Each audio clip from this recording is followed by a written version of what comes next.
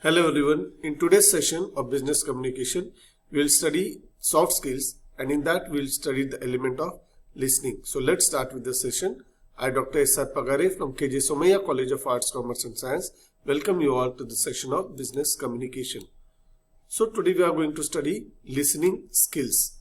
Let's see what does the word listening mean. Communication is a two-way process. It consists of sending a message and receiving a message. The sending device may be written communication or oral communication. In both written and oral communication, there is no communication unless the message has been received. The effectiveness of every communication depends first upon the proper functioning of the sending process and then upon the proper functioning of receiving process. Definition: listening is a process which involves reception, awareness and perception. Second definition: listening is a process of receiving, interpreting and reacting to the messages received from the communicator. Now let's see the difference between hearing and listening, that is hearing versus listening. Hearing is an accidental and automatic brain response to sound that requires no effort. We are surrounded by sounds most of the time. For example, we are accustomed to the sounds of vehicles nearby us, people talking around, the rattling of pots and pans, and so on. We hear those incidental sounds, and unless we have a reason to do otherwise, we train ourselves to ignore them. We learn to filter out sounds that mean little to us, just as we choose to hear out ringing cell phones and other sounds that are more important to us. Listening, on the other hand, is purposeful and focused rather than accidental.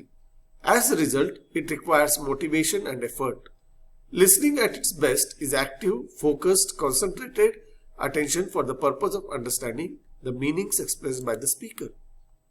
In brief, we can say hearing is accidental, effortless and involuntary, whereas listening is focused, intentional and voluntary. Let's study the listening process. Listening involves following 5 processes: receiving, interpreting, remembering, evaluating and responding. First, receiving. Physically hearing the message and taking note of it is known as receiving. Physical reception can be blocked by noise, impaired hearing or inattention. Second, understanding. Assigning meaning to sounds according to one's own values, beliefs, ideas, expectations, roles, needs and personal history means understanding. Third, remembering. Storing a message for future reference is termed as remembering. As one listens, one retains what one has heard by taking notes or by making a mental outline of the speaker's key points. Fourth, evaluating. Applying critical skills to weigh the speaker's remark is evaluating what is being said. One separates fact from opinion and evaluates the quality of the evidence. Fifth, responding. Reacting after the speaker's message is evaluated is known as responding. If the communication is one on all or in a small group, the initial response generally takes the form of a verbal feedback.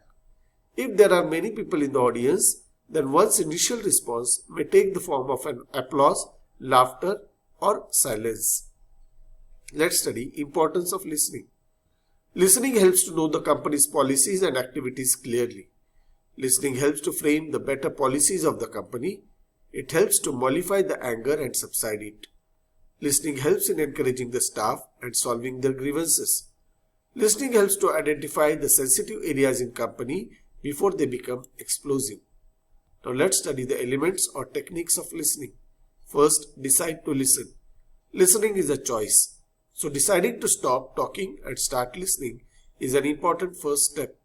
Second, let go of your own personal agenda. To truly hear someone, you need to let go of your own agenda and prejudices. Focus your attention by clearing away all distractions and any preconceived notions so that you can be fully present and create space in your mind for different views. Third, be curious. Effective listening requires you to be curious about how other people see the world. Seek to understand all you can. Ask open questions and try to see the world through the other person's perceptual lens. Fourth, listen with your eyes. Maintain eye contact with the speaker and pay attention to all the visual clues. People will appreciate your attention and be better able to communicate with you. With practice, you will become more able to read the signs and understand the meaning of what is being communicated. Fifth, listen for the whole message. Make sure you hear and understand the whole message before you respond. A common bad habit is to only hear what you expect to hear and then begin rehearsing your response, ready to pitch in as soon as the dialogue has stopped, or worse still, interrupting with a response to what you think you are likely to hear. Sixth, be patient. Some people take longer to find the right words to make a point or clarify an issue. Leave them for them to think and complete the message. Wait and then wait some more. Seventh, listen with respect. Respecting the right to differ is a key concept that is especially important when you are listening. Differences may lie in the opinions being expressed or in the communication style that is being used. Remember that even when you are not communicating verbally, your own nonverbal cues speak for you. Listen to you understand, not to judge. 8. Feel empathy. This is particularly important when people communicate something personal or painful. Empathy is more than feeling sorry for someone. Empathy requires you to first understand and feel others' emotions and feelings so that you can then acknowledge the message and share your new understanding. 9. Manage your own emotions and reactions. If what others are saying creates an emotional response in you, be attentive to listen for the intent and full meaning of the words. Don't allow others to blow wind into your sails. Remember, you have control of your reactions. You cannot stop the wind, but you can choose to let it spill off your sails. Maintaining your calm, even when you feel like your buttons are being pushed, is a powerful skill that will help you achieve your goals in all aspects of your life. Getting defensive and angry makes it difficult to impossible to listen. And 10th element, test for understanding. Periodically summarize what you have heard to test your understanding. Also, by asking questions to clarify your understanding, you will draw out a clearer picture of what is being said. Now let's study the obstacles or barriers to listening. There are two types of barriers: external listening barriers and internal listening barriers. Let's study external listening barriers. External listening barriers are easier to manage than internal barriers.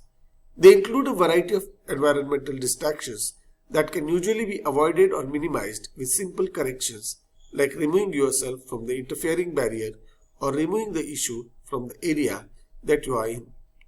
They include noise, visual distraction, physical settings, objects, or the person speaking. Let's see what is this noise.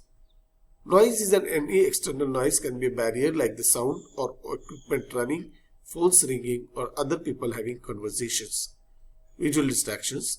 They can be as simple as the scene outside a window or the going on just beyond the glass walls of a nearby office. Physical setting. An uncomfortable temperature, poor non-existent seating, bad odors, or distance between the listener and the speaker can be an issue of physical setting. Fourth, objects. Items like pocket change, pens, and jewelry are often fidgeted with while listening, so they are the objects. The person speaking. The person listening may become distracted by the other person's personal appearance, mannerism, voice, or gestures. Now let's see internal listening barriers. Internal listening barriers are more difficult to manage as they reside inside the mind of the listener. Internal barriers elimination relies on a high level of self-awareness and discipline on the part of the listener, like catching oneself before the mind starts to wander and bringing full attention back to the speaker. Internal barriers include anxiety, self-centeredness, mental laziness, boredom, sense of superiority, cognitive dissonance, and impatience. Anxiety can take place from competing personal worries and concern.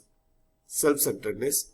This causes the listener to focus on his or her own thoughts rather than the speaker's words. Mental laziness. Laziness creates an unwillingness to listen to the complex or detailed information. Boredom stems from a lack of interest in the speaker's subject matter. sense of superiority. This leads the listener to believe that they have nothing to learn from the speaker. Cognitive dissonance.